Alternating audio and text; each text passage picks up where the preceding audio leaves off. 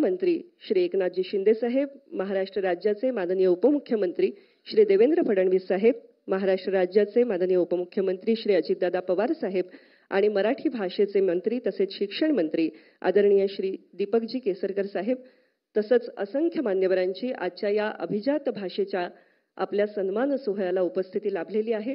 पुन्हा एकदा सगळ्यांचं या ठिकाणी हार्दिक स्वागत करते आणि सर्वांचं स्वागत करण्यासाठी तसंच कार्यक्रमाची प्रस्तावना सादर करण्यासाठी या ठिकाणी आमंत्रित करते मराठी भाषा मंत्री आदरणीय श्री दीपकजी केसरकर साहेबांना.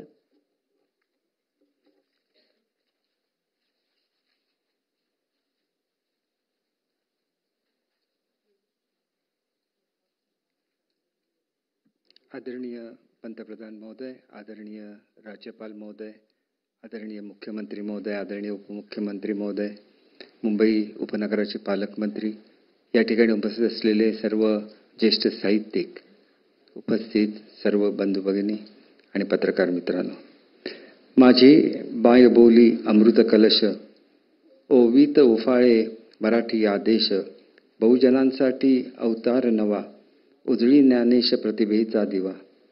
दिनांक 3 ऑक्टोबर या दिवशी म्हणजे परवाच पंतप्रधान माननीय नरेंद्रजी मोदी यांच्या नेतृत्वातील मंत्रिमंडळाने मराठी भाषेला अभिजात भाषेचा दर्जा देण्यात आल्याची घोषणा केली.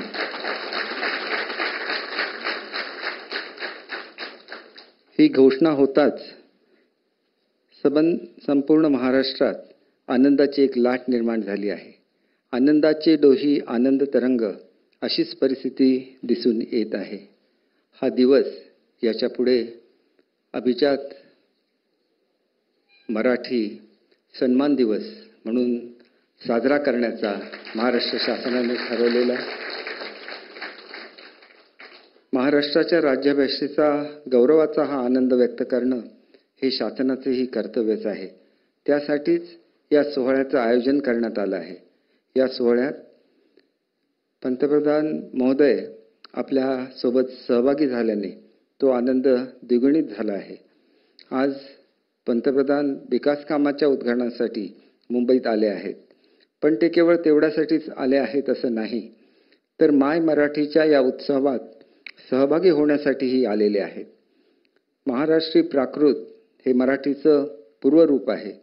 नाणेघाटातल्या शिलालेखापासून ते गाथा सप्तशतीतील गाथांपर्यंत मराठीचा दौल आपल्याला पाहायला मिळतो.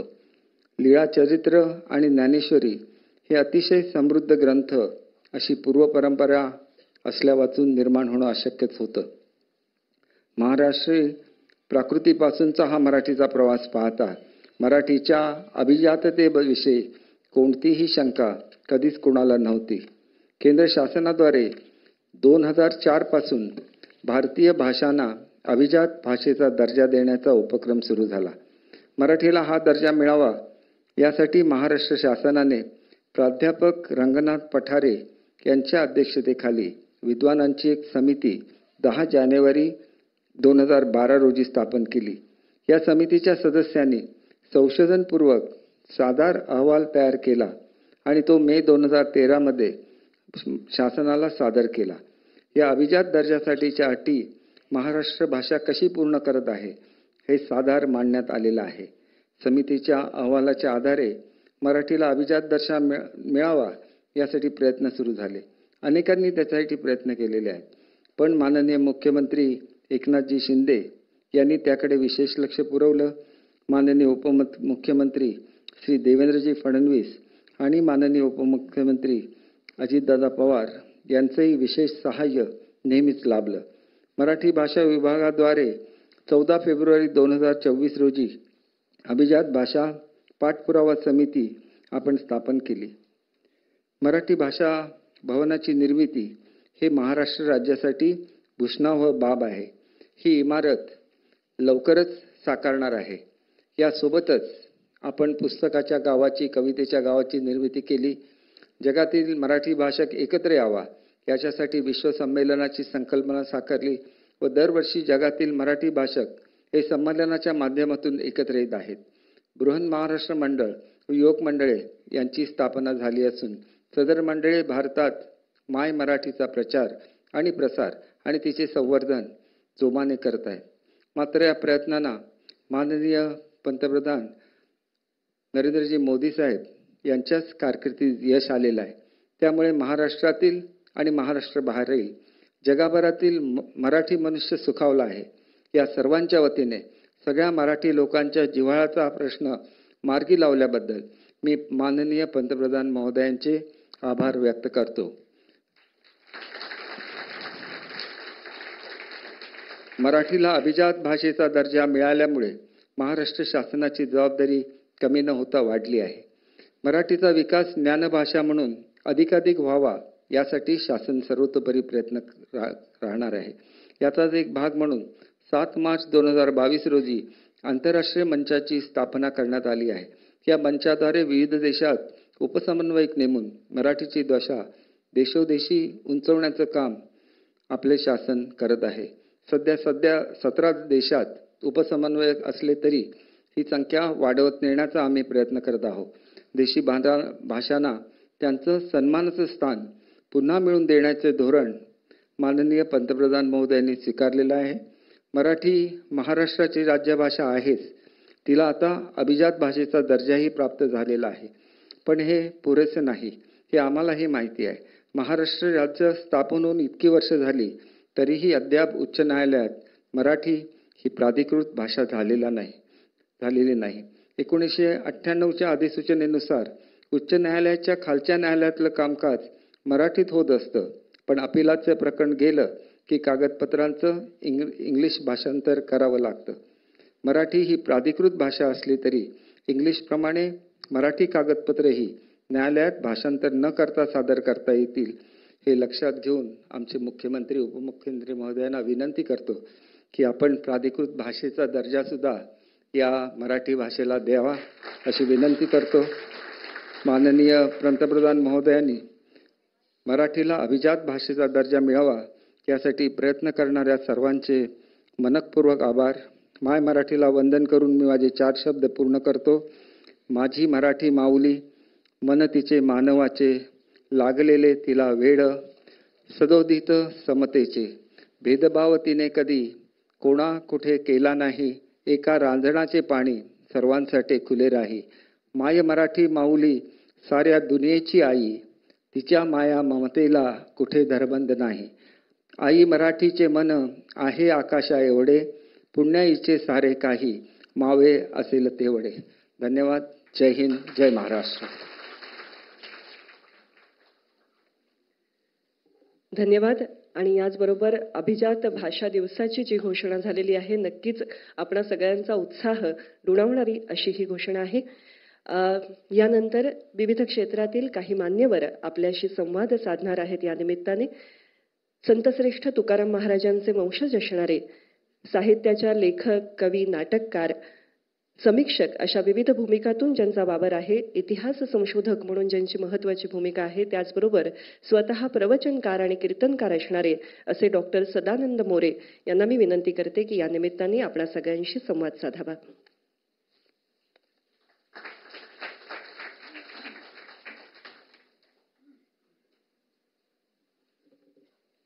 महामहिम राज्यपाल महोदय, आदरणीय प्रधानमंत्रीजी, मुख्यमंत्रीजी, उपमुख्यमंत्रीजी, भाषा विभागाचे मंत्री, त्यांचे सर्व सहकारी आणि उपस्थित बंधू भगिनी, 3 ऑक्टोबर 2024 म्हणजे परवाचा जो दिवस आहे तो 1 मे 1960 नंतर सगळ्यात महत्त्वाचा दिवस मी मानतो.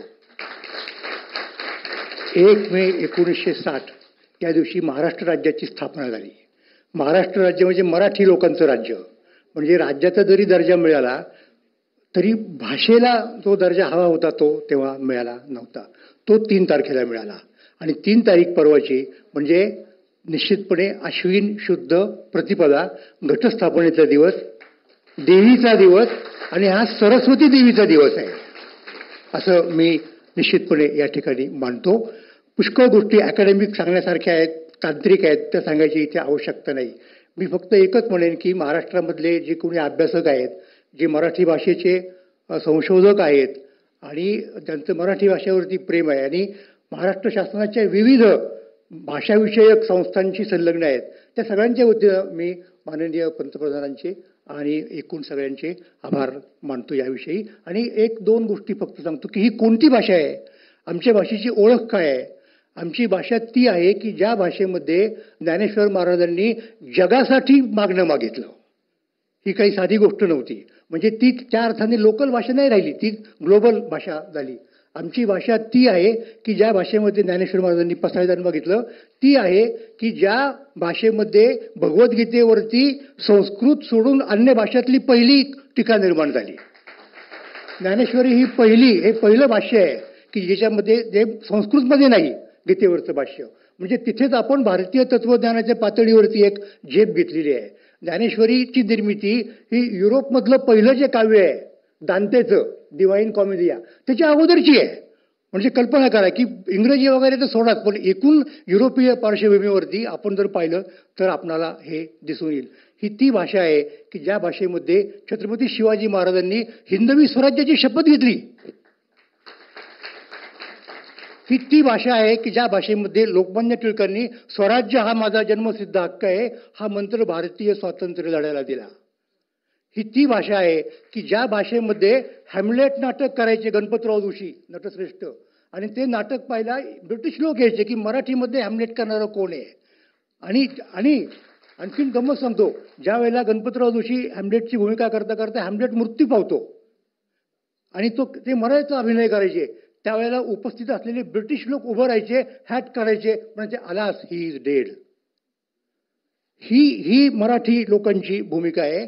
आणि मराठी भाषेने भाषांतर सुद्धा कशी केली, कोणाची केली, मी तुम्हाला सांगेन की तंजावरचे राजे त्यांनी एक भाषांतर केलं मुद्रा राक्षसाचं. आणि का केलं तर मुद्रा राक्षसाचे नाटक आहे, विशाखा दत्ताने लिहिलं, ते राजकारणावरचं नाटक आहे आणि आपल्या प्रजेला राजकारण कळावं. पण त्याचबरोबर कारण प्रजेच्या इहलौकिक कल्याणाची जबाबदारी आहे राजाची, आणि त्याचबरोबर प्रबोध चंद्रोदय हे कृष्ण मिश्राच्या नाटकाचं भाषांतर केलं. ते नाटक मोक्षाविषयीचं नाटक आहे. म्हणजे प्रजेच्या पारलौकिक कल्याणाची सुद्धा आम्हाला चिंता आहे या भाषेच्या लोकांना. म्हणून ऐहिक पारलौकिक या सगळ्या गोष्टींचा समन्वय जिथे साधला जातो ती ही भाषा आहे. आणि शेवटचा मुद्दा सांगतो, जागतिक पातळीवरती जर पाहिलं तर ज्ञानोबा तुकोबांच्या सारखे कवी आहेत. त्या ठिकाणी दोन्ही संस्थानांच्या आळंदीचे आणि देऊचे विश्वस्त उपस्थित आहेत. त्यांच्या साक्षीने मी सांगतो की तुकोबांचा अनेक वेळेला गौरव झाला, पण दिलीप चित्रे नावाचे महाकवी होते महाराष्ट्रामध्ये, ते असं म्हणाले की तुकोबांची जर कविता नसेल तर मी मराठी कविता मराठी साहित्य वगैरे सोडात, परंतु जागतिक पातळीवरती कविता नावाच्या वाङ्मय प्रकाराचीच कल्पना करू शकत नाही. तर अशी ही मराठी भाषा आहे आणि त्या भाषेला अशा प्रकारचा दर्जा, अशा प्रकारची राजमुद्रा मिळण्याची खरोखर गरज होती. मी आदरणीय पंतप्रधानांची त्यासाठी आभार मानेन आणि म्हणेन की आपण आमच्यासाठी फार मोठं काम केलेलं आहे आणि आपण आमच्या भाषेवरती जो विश्वास टाकला तो आम्ही विश्वास सार्थ करून दाखवू अशी प्रतिज्ञा आपण सगळ्यांच्या वतीने करूयात आणि मराठीचा वारसा या पुढे नेऊयात, एवढं मी म्हणू इच्छितो. आणि आपणा सर्वांना धन्यवाद देऊन मला या ठिकाणी माझं मत व्यक्त करण्याची संधी दिली त्याबद्दल संयोजकांचे आभार मानून थांबतो. धन्यवाद. धन्यवाद. मराठी भाषेची थोरवी इतक्या नेमक्या शब्दामध्ये आदरणीय मोरे साहेबांनी आपल्यासमोर मांडलेली आहे. मगाशी ज्या विदर्भाच्या शेताचा आपण उल्लेख करत होतो त्या सरकीच्या बीला बघून बहिणाबाईंनी असं म्हटलं होतं की पहा या सरकीच्या बीले देवाने पांढरा शुभ्र झगा दिला, माणसानं काय केलं तिचा झगा काढून घेतला आणि स्वतःसाठी झगा शिवला. तर माणूस किती आपमतलबी असू शकतो हे इतक्या कमी शब्दामध्ये बहिणाबाईंनी समजावून सांगितलं. पण तोच माणूस त्याच विदर्भातला एक शेतमजूर साहित्यिक होतो, शिक्षक होतो आणि पद्मश्री प्राप्त करेपर्यंतचा प्रवास करतो. असे साहित्यिक आपणा सगळ्यांना भूषणावह असणारं असं व्यक्तिमत्व पद्मश्री नामदेव कांबळे सर यांना मी विनंती करते या प्रसंगी आपल्या सर्वांशी त्यांनी संवाद साधावा.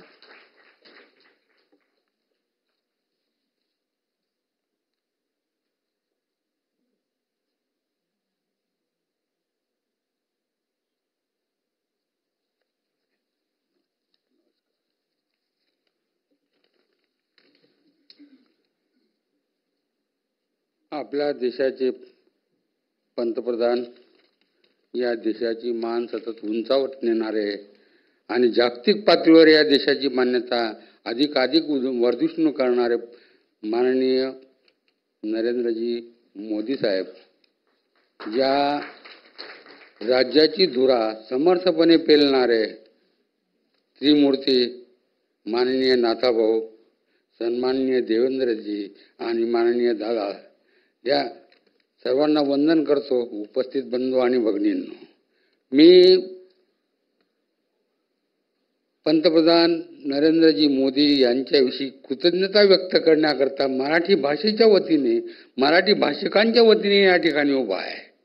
म्हणून मराठीमध्ये मी प्रस्तावना केल्यानंतर आता मोदीजींना समजेल, त्यांना अडचणी समजण्यासाठी अडचण येणार नाही अशा प्रकारे मी हिंदी भाषेमधून उद्बोधन म्हणजेच माझं भाषण करण्याचा प्रयत्न करतो.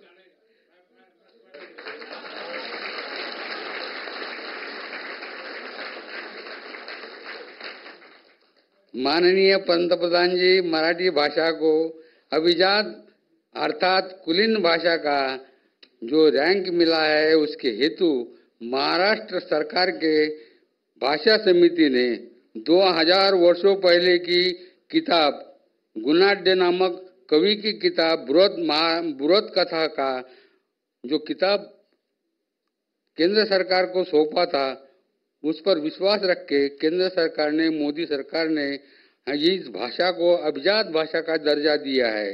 इसलिए हम सब महाराष्ट्रियन लोग, मराठी भाषिक लोग, हम आपके शुक्रगुजार हैं. आपके इस पवित्र कार्यों से हम वत्सगुल्मवासी भी आनंद विभोर हो चुके हैं, क्योंकि गुणाढ्य जो थे वह हमारे वाशिम के थे. इसलिए मैं वाशिम की जनता की ओर से आपको शुक्रिया अदा करता हूँ और बहुत आनंद व्यक्त करता हूँ. मैं इस भाषा को, मराठी भाषा को अभिजात भाषा का दर्जा मिलने का मतलब संत ज्ञानेश्वर जी को सम्मानित करना है, संत तुकाराम महाराज को सम्मानित करना है, संत नामदेव, संत चोखा मेळा, संत नरहरी सोनार, संत सावता माली, संत गोरा कुंभार इत्यादि विविध जाति पंथों के मराठी संतों को मोदी जी आपने सम्मानित किया है. महाराष्ट्र तथा मराठी जनों की प्रेरणा स्थान शिव छत्रपति शिवाजी महाराज को आपने सम्मानित किया है. यह जो हमें आपने उपहार दिया है, उसके लिए हम समस्त मराठी जन आपको कोटि कोटि धन्यवाद देते हैं. 2014 में भारतवर्ष की बागडोर संभालते हुए आपने कहा था, न खाऊंगा न खाने दूंगा. गत 10 वर्षों से आपने स्वयं निष्कलंक रहकर जो कारोबार किया है देश को चलाने का, उससे खाने वालों को रोकने के भरकस आपने प्रयास किए हैं. फलस्वरूप भारतीय खजानों में दिनों दिन वृद्धि होती जा रही है. मोदी जी, आपको नमन इसलिए भी करना चाहिए क्योंकि आपने इस देश का कारोबार हाथ में लेने के बाद ये जो महान कार्य किया है वो यह है कि कुछ दिन पहले जब आप सत्ता में नहीं थे, उस वक्त हमारे देश पर पड़ोसी देश के छोटे देश के जो लोग थे, जिसे हम भेड़िए भी कह सकते हैं, वो हमारे घर में घुसकर हमारा अपमान करते थे.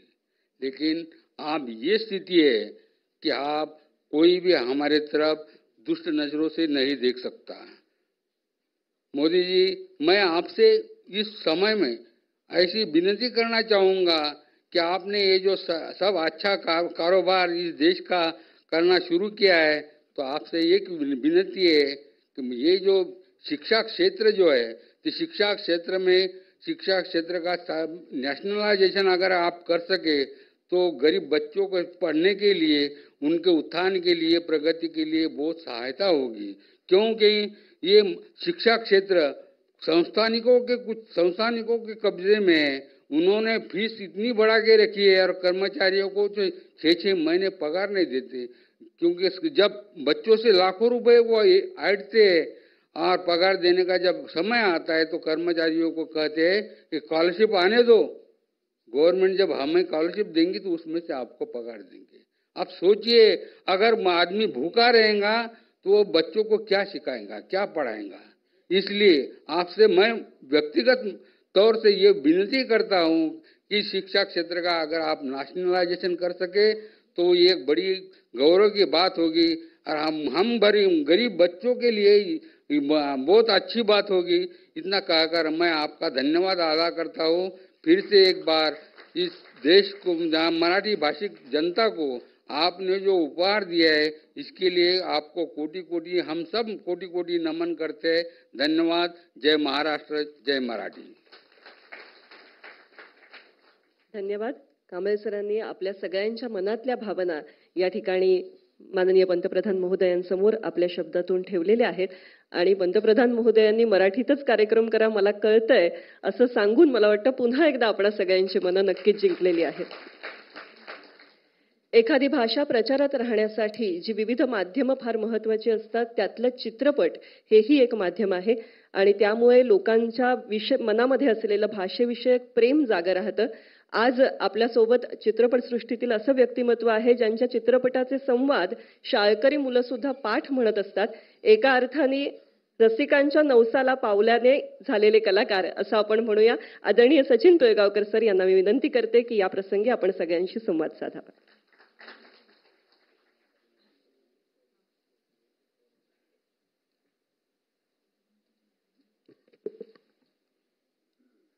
आदरणीय पंतप्रधान जी, आदरणीय राज्यपाल जी, आदरणीय मुख्यमंत्री जी, आदरणीय उपमुख्यमंत्री जी, आदरणीय उपमुख्यमंत्री जी आणि आपण सर्व महाराष्ट्रीय आणि भारतीय दोन्ही एकच आहे, आपणा सर्वांना नमस्कार। मला खूप आनंद वाटतोय की ज्या भाषेत माझं बारसं झालं, जी भाषा मी बोबड्यानी बोलायला लागलो, जी भाषा माझ्या आईने मला शिकवली म्हणून ती माझी मातृभाषा झाली, त्या भाषेला एवढा मोठा दर्जा मिळतोय हे जणू काही माझ्या आईचा सन्मान केल्यासारखं झालं। तर माझ्या आईला तुम्ही एवढं मोठं मानलं, ज्या ज्या लोकांनी प्रयत्न केले, ज्या ज्या लोकांनी इच्छा दर्शवली, अनंत लोकांनी इच्छा दर्शवली की या भाषेला हा दर्जा मिळावा, त्या इच्छेला केंद्र सरकारने आणि राज्य सरकारने मान्यता दिली। त्यामुळे मी माझ्या आईच्या वतीनं तुमचे आभार मानतो। बरं, आपल्याकडे असं आहे ना की आपण आपल्या आईवर प्रेम करतो, ह्याचा अर्थ आपण इतरांच्या आईचा तिरस्कार करतो असं होत नाही। आई म्हटली की ती आई असते आणि ती प्रत्येकाची असावी। मी तर म्हणतोय मातृभाषाला दर्जा मिळणं जितकं गरजेचं आहे तितकंच तिला जपणं सुद्धा गरजेचं आहे। आणि आपल्या या देशातल्या प्रत्येक मातृभाषेबद्दल मी हे म्हणू शकतो, फक्त मी मर्यादित नाहीये मराठी बद्दल। प्रत्येक मातृभाषा महत्वाची आहे, पण त्या मातृभाषेवर तेवढं प्रेम करता आलं पाहिजे जेवढं आपण आपल्या आईवर करतो। एवढं सोपं आहे ते समजणं, फार कठीण नाहीये, रॉकेट सायन्स नाहीये त्याच्यात काहीही। पण यानंतर मला तरी असं वाटतंय की ते सगळं घडेल। जो काही न्यूनगंड आहे या भाषेवरचा तो कमी होत जाईल आणि पुन्हा एकदा या भाषेवरती आपण तसंच प्रेम करत राहू, करत लागू जसं आपण सुरुवातीपासून करत होतो। या भाषेचं एक महत्वाची गोष्ट तुम्हाला सांगावीशी वाटते। मी चित्रपटातला माणूस आहे, त्यामुळे मी चित्रपटाचंच एक उदाहरण देऊ इच्छितो की आपल्या या भारतात 1913 साली पहिला चित्रपट बनला होता जो दादासाहेब फाळकेंनी बनवला होता, आदरणीय दादासाहेब फाळके। तो चित्रपट मराठी होता। तो जरी मूकपट असला तरी तो मराठी होता, कारण तो मराठी माणसांनी बनवला होता, विचार मराठीत केला गेला होता, त्याची स्क्रिप्ट मराठीत लिहिली गेली होती, त्याचं दिग्दर्शन मराठीत झालं होतं, त्याच्या सूचना मराठीत झाल्या होत्या, त्यातले सगळे तंत्रज्ञ जे होते ते मराठी होते, कलावंत मराठी होते. त्या वेळेला स्टार्ट साऊंड वगैरे नसावा बहुतेक, तेव्हा सुरू असं म्हटलं जायचं किंवा कट असं म्हटलं नाही जायचं, बहुधा थांबा असं म्हटलं जायचं, कारण तीच भाषा सर्वांना माहित होती, अवगत होती. तर तो भारतातला बनलेला पहिला चित्रपट मी अभिमानानं सांगू इच्छितो मराठी होता.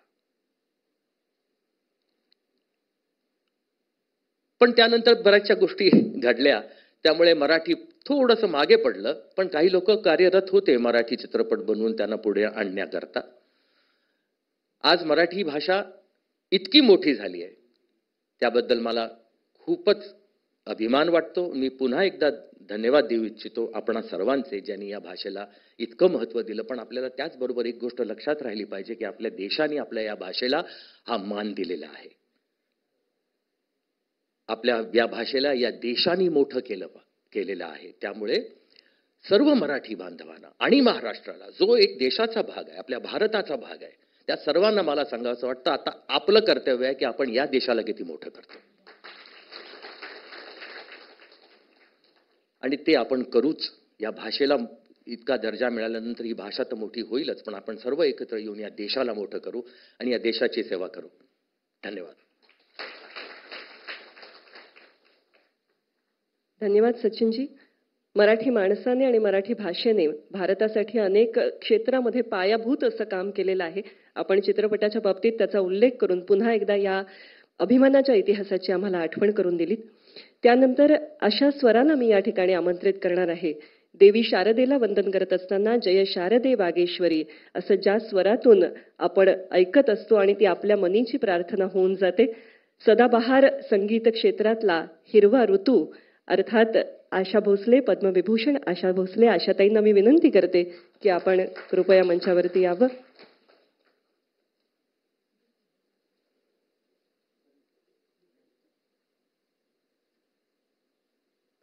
आज जगाच्या पाठीवर जिथे जिथे संगीत प्रेमी आहेत, सगळ्यांच्या मनीची आशा असंच मी त्यांच्या स्वराचं वर्णन करेन. आज या निमित्ताने आशाताई आपल्याशी संवाद साधतायत. आपल्या सगळ्यांच्या आनंदाला आणखीन एक उधाण आलेलं ऐकूया.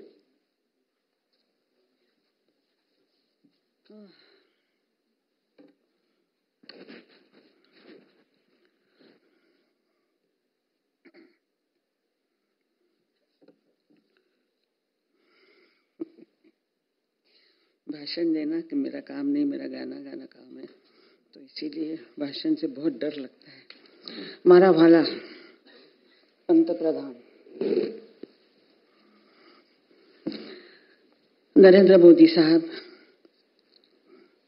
उपस्थित मंत्रिमंडल, शिंदे साहब, फडणवीस साहब, अजय दादा और सर, मैं आपको बहुत आदरपूर्वक प्रणाम करती हूँ. मेरा प्रणाम स्वीकार करें.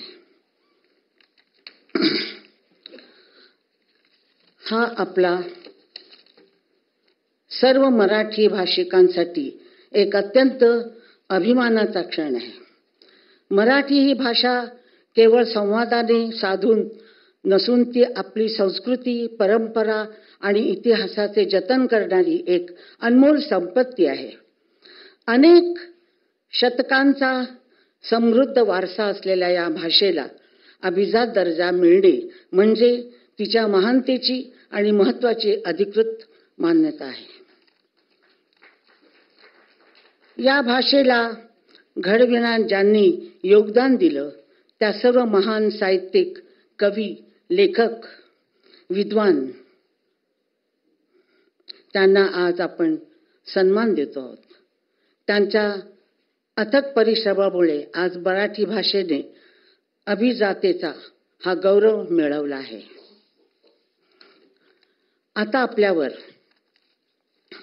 जबाबदारी आहे की या भाषेचा सन्मान राखत तिचा प्रसार आणि विकास करण्याचे कार्य आपण सातत्याने करावे. भाषेची समृद्धता आणि सुंदरता पुढील पिढ्यापर्यंत पोहोचवण्याचे कार्य आपले कर्तव्य आहे. आपल्या सर्वांना ऐतिहासिक क्षणाबद्दल पुन्हा एकदा धन्यवाद करते.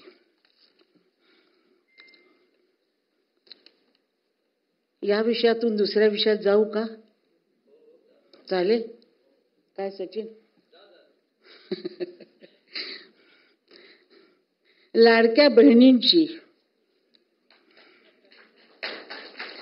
1500 रुपए, मैं हिंदी में बात करूं चलेगा? मराठी तो आती है मुझे, मराठी तो पंतप्रधान जी को मुश्किल होती है ना।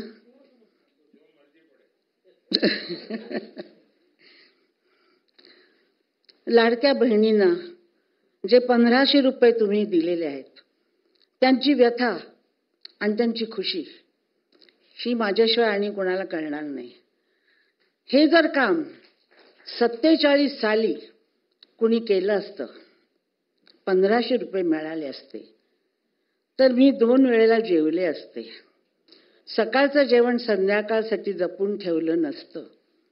मैंने खाना संभाल के रखना सीखा था क्योंकि मैं दोपहर को खाना नहीं खा सकती थी। जब हस्बैंड आते थे दोनों मिलके हम खाते थे, उतना ही खाना मेरे पास होता था।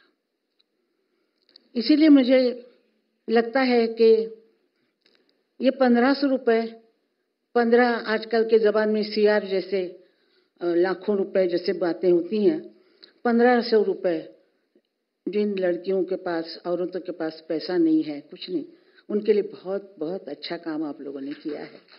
मैं आप लोगों को उसका धन्यवाद देती हूँ क्योंकि मैं इस हालत से गुजरी हूँ। मैं संगीत में हूँ लेकिन मैं गृहिणी हूँ। मैं घर संभालती हूँ, खाना बनाती हूँ, आप चाहे तो कपड़े धुला जी, बर्तन बनवा ली, सब मैं काम करती हूँ औरतों का जो होता है वो। 3 बच्चों को बड़ा करना, सारा परिवार संभालना, भोसले परिवार सब संभाला मैंने। इस संसार में काम करते करते, घर देखते देखते, बच्चे देखते देखते मैं कभी 92 ईयर्स की हो गई, मुझे पता ही नहीं लगा। 92 साल की आज मैं हूँ। मैंने यही सीखा था कि सूखी सूखी खा लेना, नमक नहीं है तो नमक के बगैर खाना, लेकिन किसी के सामने हाथ नहीं फैलाना। ये मेरा मंत्र था, गुरु मंत्र था, और मैंने वैसे ही किया। मैं इतना बड़ा भारत है, इतनी भाषाएं हैं, हर 300 माइल जाओ तो भाषा बदलती है, कपड़े बदलते हैं, खाना बदलता है, वो सब हमारे ही हैं, हमारी संस्कृति के हैं, हमारे लोग हैं वो सब। इसीलिए मैं किसी भाषा से वो नहीं हूं कि मराठी जन्मभूमि से स्वर्गादपि गरीयसे, ये मैं मंत्र मैंने हमेशा पढ़ा है। तो मुझे ऐसा लगता है कि हर एक की भाषा को, हर मातृभाषा को सबको मान मिलना चाहिए, सम्मान मिलना चाहिए। आज मुझे मेरे मराठी को मिला है, इसलिए मैं बहुत खुश हूँ। मेरा घर संभालते संभालते मुझे संभला नहीं गया, मैं राजकारण नहीं समझी, कुछ नहीं समझी। लेकिन मैं पंतप्रधान जी से पूछना चाहती हूँ, वाला इतना बड़ा भारत आप कैसे संभालते हो? आप कैसे संभालते हो? हम तो नहीं, अपना घर भी नहीं संभाल पाते, लेकिन आपने हमारी बहनों को राशन, गैस, लाइट, पानी, घर सब मतलब बिना मूल्य के करके दिए हैं। कितनी खुशी की बात है, हर एक के घर में आज खाना बन रहा है, दिया जल रहा है, ये सब आपने किया है। और मैं आपसे उम्र में बड़ी हूँ, 92 साल की हूँ। मैं आपको बहुत बहुत आशीर्वाद देती हूँ, बहुत बहुत आशीर्वाद देती हूँ कि आप ऐसे ही करते रहें और हमारा जो हिंदुस्तान है वो इसी तरह आपके हाथ में रहे और चलता रहे। और हमारे जो ये बैठे हुए सब मान्यवर जो हैं वो ऐसे ही काम करते रहें। शिंदे साहब सब आप लोग काम करते रहें। मेरे को भाषण देने की आदत नहीं है, लेकिन मैं आज इतना ही कहूंगी कि मागे उभा मंगेश, पुढे उभा मंगेश, मागे उभा मंगेश, पुढे उभा मंगेश, माझ्याकडे देव माझा पाहतो आहे, माझ्याकडे देव माझा पाहतो आहे, मागे उभा मंगेश, पुढे उभा मंगेश, मागे उभा मंगेश, पुढे उभा मंगेश, मागे उभा मंगेश, पुढे उभा मंगेश, मागे उभा मंगेश, पुढे उभा मंगेश. जय भारत, जय महाराष्ट्र, जय भारत.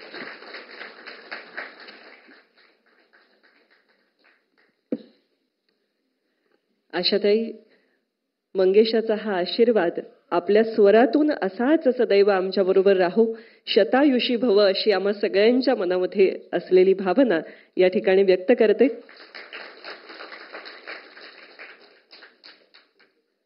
मराठी भाषेला अभिजात भाषेचा दर्जा मिळावा हे आपण सगळ्यांनी पाहिलेलं स्वप्न, त्यासाठी अनेकांनी आपापलं योगदान दिलं आणि आज त्या सगळ्यांच्या प्रती मनामध्ये कृतज्ञतेची भावना आहे, कारण ते स्वप्न आज साकार झालेलं आहे. पण हे साकार होत असताना ते ज्यांच्या नेतृत्वामुळे शक्य झालं असे आपल्या देशाचे आदरणीय पंतप्रधान नरेंद्रजी मोदी साहेब यांच्याविषयी आपण सगळ्यांच्या मनामध्ये आदराची आणि कृतज्ञतेची भावना आहे आणि तीच भावना आज आपण सत्काराच्या रूपात या ठिकाणी व्यक्त करणार आहोत. या सत्कार समारंभासाठी मी मंचावर आमंत्रित करू इच्छिते महाराष्ट्र राज्याचे माननीय राज्यपाल CP राधाकृष्णन साहेब, त्याचबरोबर महाराष्ट्र राज्याचे मुख्यमंत्री माननीय श्री एकनाथजी शिंदे साहेब, महाराष्ट्र राज्याचे उपमुख्यमंत्री माननीय श्री देवेंद्र फडणवीस साहेब, त्याचबरोबर महाराष्ट्र राज्याचे उपमुख्यमंत्री माननीय श्री अजितदादा पवार साहेब आणि मराठी भाषेचे मंत्री आदरणीय दीपकजी केसरकर. सर्व मान्यवरांना विनंती आहे आपण कृपया मंचावरती यावं. याचबरोबर टाळ्यांच्या गजरामध्ये आमंत्रित करूया आपल्या देशाचे पंतप्रधान आदरणीय श्री नरेंद्रजी मोदी साहेब.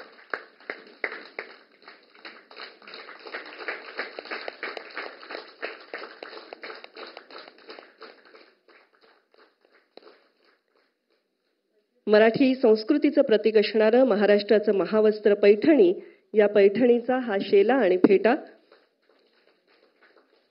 आपण या ठिकाणी पंतप्रधान महोदयांचं स्वागत पैठणी महावस्त्रांनी साकारलेल्या या शेला आणि फेट्याद्वारे करतो आहोत. त्याचबरोबर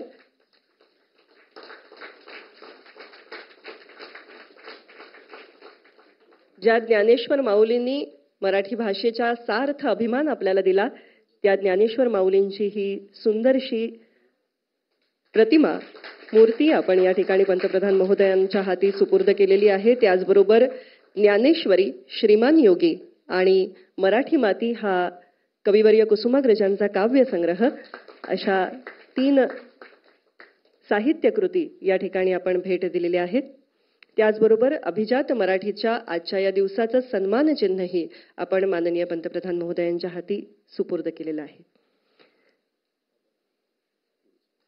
सर्व मान्यवरांना मी आसनस्थ होण्याची विनंती करते आणि ज्यांनी हा निर्णय आपल्यासाठी साकार केला आणि ज्यांचं वक्तृत्व ऐकायला आपण कायमच उत्सुक असतो, देशाचे आदरणीय पंतप्रधान नरेंद्रजी मोदी साहेब यांना विनंती करते की या प्रसंगी सभेला संबोधित करावं.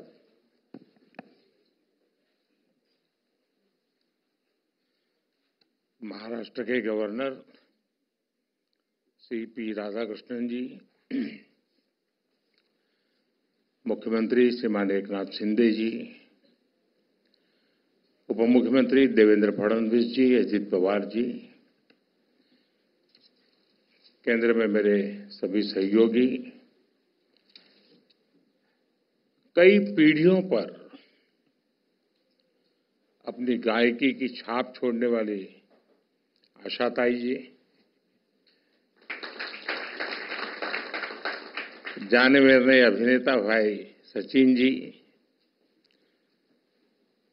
नामदेव कांबले जी, सदानंद मौर्य जी, महाराष्ट्र सरकार के मंत्री भाई दीपक जी, मंगल प्रभात लोढ़ा जी, बीजेपी मुंबई के अध्यक्ष भाई आशीष जी, अन्य महानुभाव भाई और बहनों, अगदी सुरुवातीला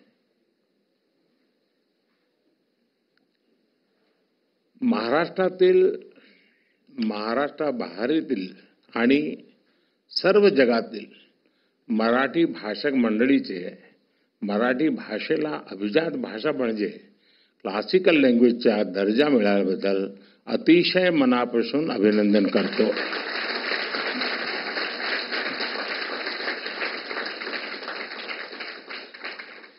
केंद्र सरकार द्वारा मराठी भाषा को अभिजात भाषा का दर्जा दिया गया है. आज मराठी भाषा के इतिहास का स्वर्णिम अवसर है और मौर्य जी ने बहुत बढ़िया तरीके से इसको समेकअप किया. इस निर्णय का, इस पल का महाराष्ट्र के लोगों को, मराठी बोलने वाले हर व्यक्ति को दशकों से इंतजार था. मुझे खुशी है कि महाराष्ट्र का ये सपना पूरा करने में कुछ करने का सौभाग्य मुझे मिला. आज खुशी के इस पल को साझा करने के लिए मैं आप सबके बीच हूं. मराठी के साथ बंगाली, पाली, प्राकृत और असमिया भाषाओं को भी क्लासिकल लैंग्वेज का दर्जा दिया गया है. मैं इन भाषाओं से जुड़े लोगों को भी बधाई देता हूं. साथियों, मराठी भाषा का इतिहास बहुत समृद्ध रहा है. इस भाषा से ज्ञान की जो धाराएं निकली, उन्होंने कई पीढ़ियों का मार्गदर्शन किया है और वो आज भी हमें रास्ता दिखाती है. इसी भाषा से संत ज्ञानेश्वर ने वेदांत चर्चा से जन जन को जोड़ा. ज्ञानेश्वरी ने गीता के ज्ञान से भारत की आध्यात्मिक प्रज्ञा को पुनर्जागृत किया. इसी भाषा से संत नामदेव ने भक्ति मार्ग की चेतना को मजबूत किया. इसी तरह संत तुकाराम ने मराठी भाषा में धार्मिक जागरूकता का अभियान चलाया और संत चोखा मेला ने सामाजिक परिवर्तन के आंदोलन को सशक्त किया. आज महाराष्ट्र आणि मराठी धर्म वाढविण्या थोर संतान मी साष्टांग दंडवत करतो. मराठी भाषेला हा दर्जा संपूर्ण देशाने छत्रपती शिवाजी महाराज यांना त्यांच्या राज्याभिषेकाच्या 350व्या वर्षात केलेला मानाचा मुजरा आहे.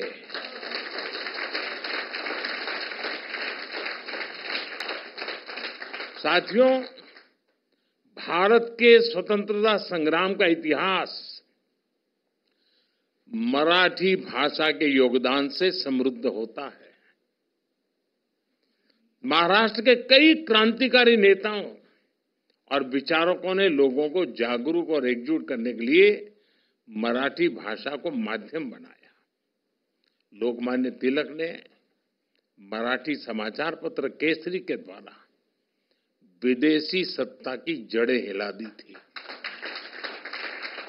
मराठी में दिए गए अनेक भाषणों ने जन जन में स्वराज पाने की ललक जगा दी थी. मराठी भाषा ने न्याय और समानता की लड़ाई को आगे बढ़ाने में अहम योगदान दिया. गोपाल गणेश अगरकर ने अपने मराठी समाचार पत्र सुधारक द्वारा सामाजिक सुधारों के अभियान को घर घर तक पहुंचाया. स्वतंत्रता संग्राम को दिशा देने में गोपाल कृष्ण गोखले जी ने भी मराठी भाषा को माध्यम बनाया। साथियों, मराठी साहित्य भारत की वो अनमोल विरासत है जिसमें हमारी सभ्यता के विकास और सांस्कृतिक उत्कर्ष की गाथाएं सुरक्षित है। महाराष्ट्र में मराठी साहित्य के द्वारा ही स्वराज, स्वदेशी, स्वभाषा और स्व संस्कृति की चेतना का विस्तार हुआ। स्वतंत्रता आंदोलन के दौरान शुरू हुए गणेश उत्सव और शिव जयंती के कार्यक्रम, वीर सावरकर जैसे क्रांतिकारियों के विचार, बाबा साहब आंबेडकर का सामाजिक समता आंदोलन, महर्षि कर्वे का महिला सशक्तिकरण अभियान, महाराष्ट्र का औद्योगिकरण, कृषि सुधार के प्रयास, इन सब की प्राण शक्ति मराठी भाषा थी।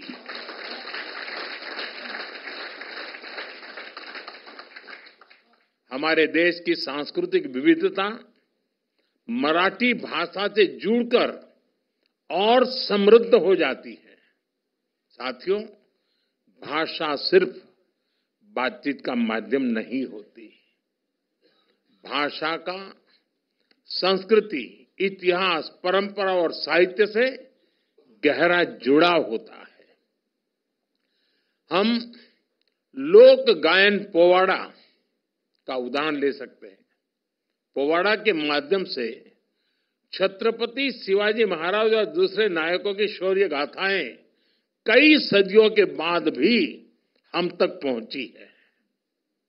ये आज की पीढ़ी को मराठी भाषा की अद्भुत देन है।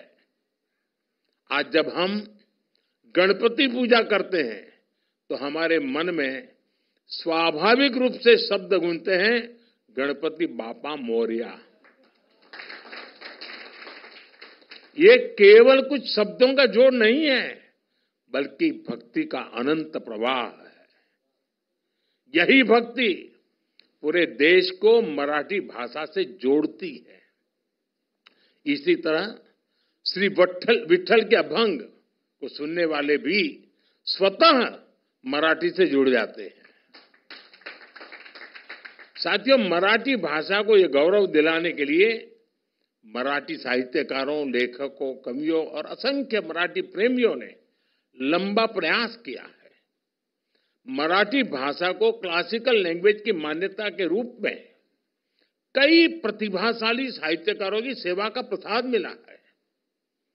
इसमें बाळशास्त्री जांभेकर, महात्मा ज्योतिबा फुले, सावित्रीबाई फुले, कृष्णाजी प्रभाकर खाडिलकर, केशव सूत, श्रीपाद महादेव माटे, आचार्य अत्रे, शांताबाई शेड़के,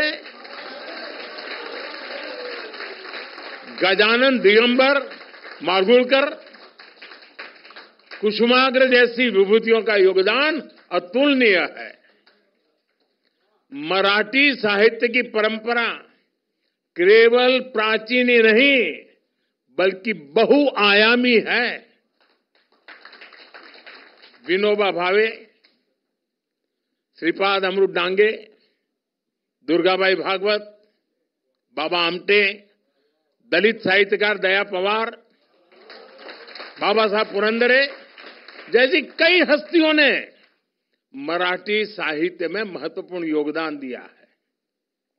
मैं आज मराठी की सेवा करने वाले पुरुषोत्तम लक्ष्मण देशपांडे, पुला देशपांडे कहूं तब लोग समझते हैं,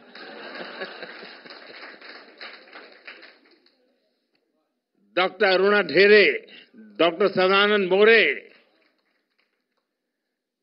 महेश एलकुंचवार, साहित्य अकादमी पुरस्कार विजेता नामदेव कांबळे समेत सभी साहित्यकारों के योगदान को भी याद करूंगा। आशा बागे, विजय राजाध्यक्ष, डॉक्टर शरण कुमार लिंबाळे, नाट्य निर्देशक चंद्रकांत कुलकर्णी जैसे कई दिग्गजों ने वर्षों से इसका सपना देखा था। साथियों, साहित्य और संस्कृति के साथ मराठी सिनेमा ने भी हमें गौरवान्वित किया है। आज भारत में सिनेमा का जो स्वरूप है उसका आधार भी वी शांताराम और दादा साहब फाल्के जैसी हस्तियों से तैयार किया था। मराठी रंगमंच ने समाज के शोषित वंचित वर्ग की आवाज को बुलंद किया है। मराठी रंगभूमि के दिग्गज कलाकारों ने हर मंच पर अपनी प्रतिभा का लोहा मनवाया है।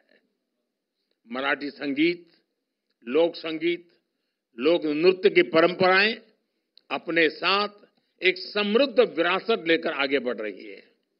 बाल गंधर्व डॉक्टर वसंतराव देशपांडे, भीमसेन जोशी, सुधीर फडके, मोगूबाई कुर्डीकर या फिर बाद के युग में लता दीदी, आशाताई, शंकर महादेवन, अनुराधा पौडवाल जी जैसे दिग्गज लोगों ने मराठी संगीत को एक अलग पहचान दी है।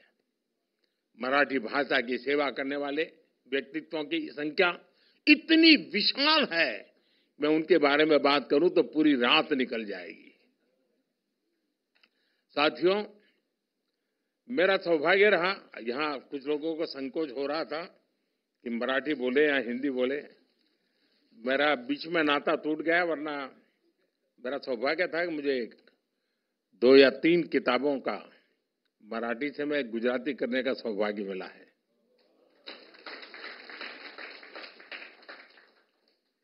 अब पिछले 40 साल से मेरा संपर्क टूट गया, वरना मैं काफी मात्रा में मराठी में अपनी गाड़ी चला लेता था।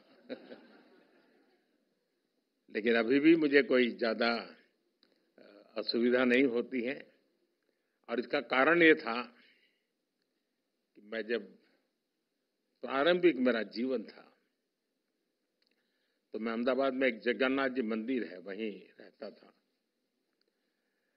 और वहीं कैलिको मिल थे पास में ही, और कैलिको मिल में जो मजदूरों के क्वार्टर थे उसमें एक भिड़ेकर के परिवार महाराष्ट्र का रहता था, और उनको शुक्रवार को छुट्टी होती थी।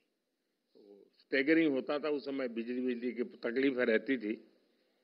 मैं कोई पॉलिटिकल कमेंट नहीं कर रहा हूं, लेकिन वो दिन ऐसे ही थे। तो शुक्रवार को उनको छुट्टी होती थी, तो मैं शुक्रवार उनके घर मिलने जाता था। तो मुझे याद है कि उनके घर के पड़ोस में एक छोटी बच्ची थी, वो मेरे से मराठी बात करती थी। बस उसी ने मेरे गुरु बन करके मुझे मराठी सिखा दी। साथियों, मराठी को क्लासिकल लैंग्वेज का दर्जा मिलने से मराठी भाषा के अध्ययन को बढ़ावा मिलेगा, इसे रिसर्च और साहित्य संग्रह को बढ़ावा मिलेगा। सबसे महत्वपूर्ण बात यह है कि भारत की यूनिवर्सिटीज में मराठी भाषा के अध्ययन की सुविधा मिल सकेगी। केंद्र सरकार के फैसले से मराठी भाषा के विकास के लिए काम करने वाले संगठनों, व्यक्तियों और छात्रों का बढ़ावा मिलेगा। इससे शिक्षा और रिसर्च के क्षेत्र में रोजगार के नए अवसर भी बनेंगे।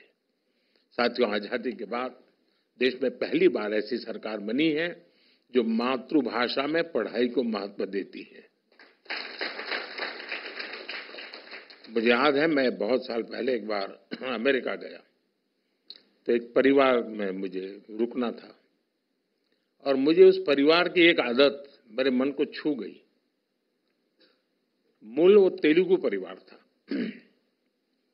लेकिन उनके घर में नियम था, लाइफ तो अमेरिकन थी, जीवन तो वहीं का था, लेकिन नियम था कि कुछ भी हो जाए, शाम को खाना खाते समय टेबल पर परिवार के सब लोग साथ बैठेंगे। और दूसरा था, शाम को खाना खाते समय परिवार का एक भी व्यक्ति तेलुगु भाषा के सिवाय एक भी भाषा बोलेगा नहीं। उसके कारण वहां जो बच्चे पैदा हुए थे वो भी तेलुगु बोल लेते थे।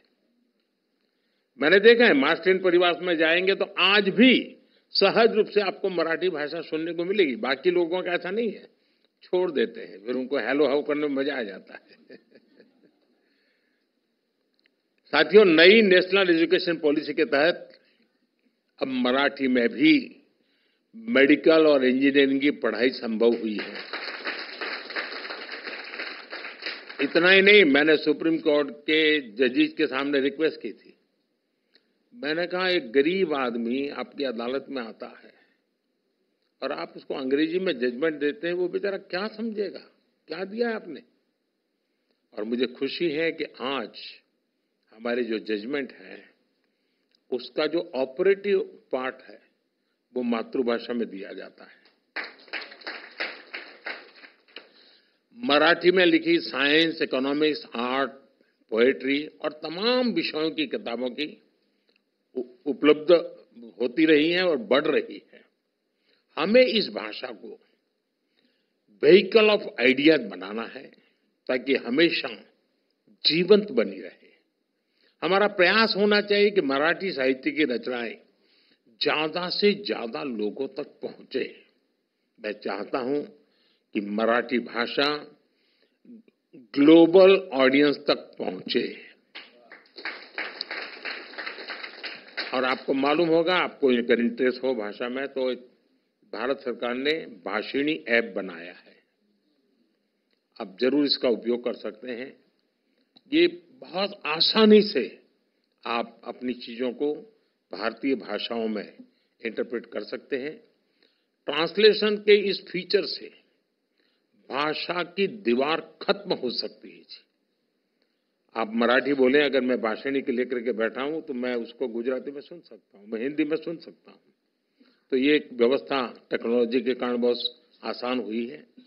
साथियों, आज हम इस ऐतिहासिक अवसर पर इसकी खुशी तो मना रहे हैं, ये मौका हमारे लिए एक बड़ी जिम्मेदारी भी लेकर आया है। मराठी बोलने वाले हर व्यक्ति का दायित्व है कि वो इस सुंदर भाषा को आगे बढ़ाने में योगदान दे। जिस तरह मराठी लोग सरल होते हैं, वैसे ही मराठी भाषा भी बहुत सरल होती है। इस भाषा से ज्यादा लोग जुड़े, इसका विस्तार हो, अगली पीढ़ी में इसे लेकर गर्व का बोध हो, इसके लिए हम सबको प्रयास करना चाहिए। आप सबने मेरा स्वागत सम्मान किया, मैं राज्य सरकार का आभारी हूं। ये कोइंसिडेंस था क्योंकि मेरा एक और कार्यक्रम था जहां यहाँ आना होता था, लेकिन अचानक यहाँ के साथियों ने मैं कह दिया कि 1 घंटा और दे दीजिए, और उसी में से ये कार्यक्रम बन गया। और आप लोग सभी गणमान्य लोग हैं जिनका जीवन इन बातों से जुड़ा हुआ है, उन सबका यहाँ उपस्थित होना ये अपने आप में मराठी भाषा का महात्म्य को उजागर करता है। मैं इसके लिए आप सबका बहुत आभारी हूं। मैं एक बार फिर आप सभी को मराठी भाषा को शास्त्रीय दर्जा मिलने के लिए बहुत बहुत बधाई देता हूं। महाराष्ट्रातील आणि जगातातील सर्व मराठी जनांना खूप खूप शुभेच्छा देतो। धन्यवाद।